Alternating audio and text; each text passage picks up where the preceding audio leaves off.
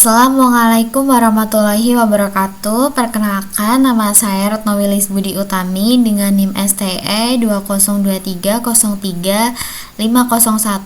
Pada kesempatan kali ini saya akan mempresentasikan hasil review paper untuk pemenuhan nilai ujian akhir semester mata kuliah metodologi penelitian dengan dosen pengampu Bapak Singgi Briandoko. Langsung saja, untuk identitas paper yang saya review itu berjudul Court Decision Prediction Model Using Natural Language Processing and Random Forest. Untuk penulis papernya itu ada Nasution dan Suprapto. Papernya ini berasal dari jurnal IGCCS atau Indonesian Journal of Computing and Cybernetic System dengan volume 19 nomor 3 tahun 2025. Nah, latar belakang dari paper ini, jumlah perkara pidana di Indonesia terus mengalami peningkatan setiap tahunnya. Kondisi tersebut menyebabkan beban kerja aparat penegak hukum semakin besar. Di sisi lain, perkembangan teknologi kecerdasan buatan membuka peluang untuk membantu proses analisis dokumen hukum secara otomatis. Oleh karena itu, penelitian ini dilakukan untuk mengembangkan model prediksi putusan pengadilan yang mampu membantu proses pengambilan keputusan dengan memanfaatkan teknologi NLP dan Random Forest. Kemudian rumusan masalah dalam penelitian ini terdiri dari 2 poin. Yang pertama, bagaimana membangun model prediksi putusan pengadilan menggunakan teknologi Natural Language Processing.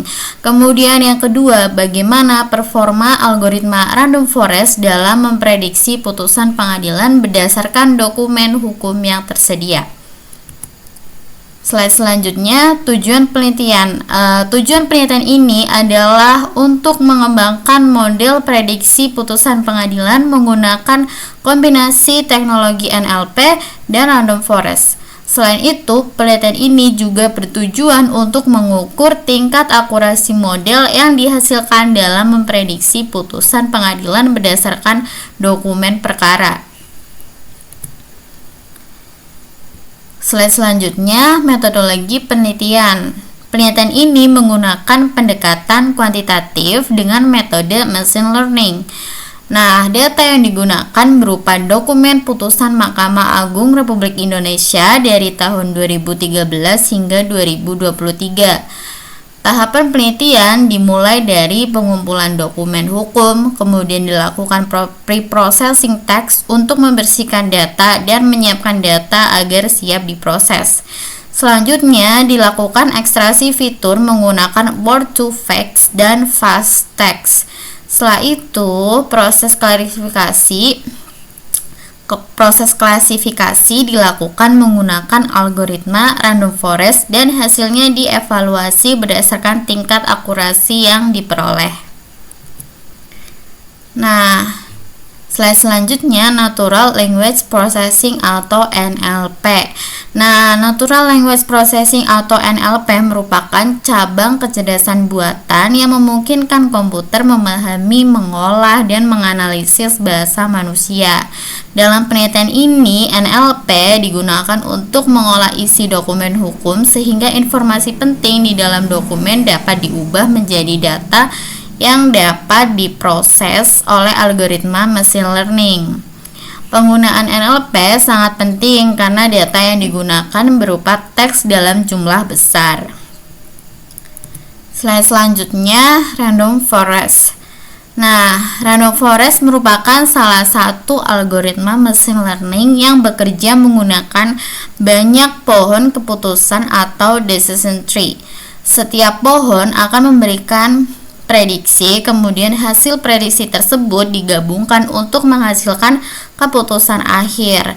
Metode ini dipilih karena memiliki kemampuan klasifikasi yang baik dan cukup stabil dalam menangani data yang kompleks. Slide selanjutnya, hasil penelitian. Berdasarkan hasil penelitian, model yang dikembangkan berhasil memperoleh tingkat akurasi antara 67% hingga 81%.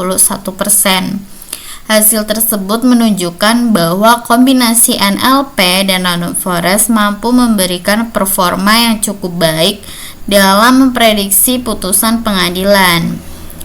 Selain itu, hasil penelitian ini juga lebih baik dibandingkan beberapa penelitian sebelumnya yang menggunakan metode LSTM, BEL-STM, dan CNN.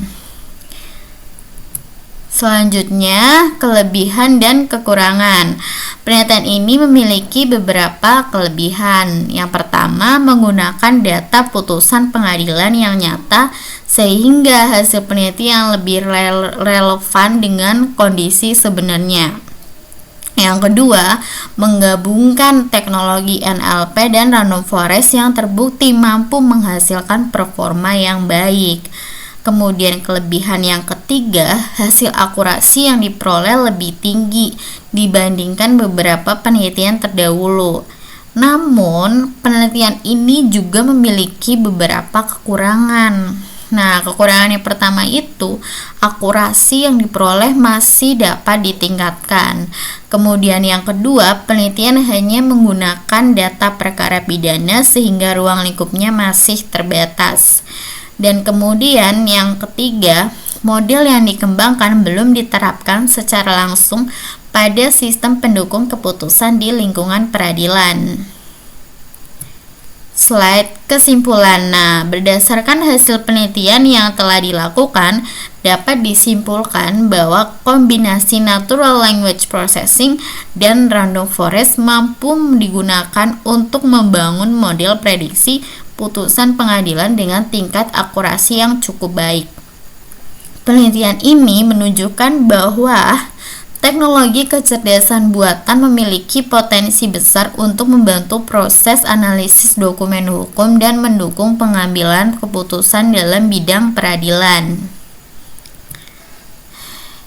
Demikian presentasi hasil review paper yang dapat saya sampaikan. Semoga presentasi ini dapat menambah pemahaman mengenai penerapan kecerdasan buatan dalam bidang hukum, khususnya pada prediksi putusan pengadilan menggunakan Natural Language Processing dan Random Forest.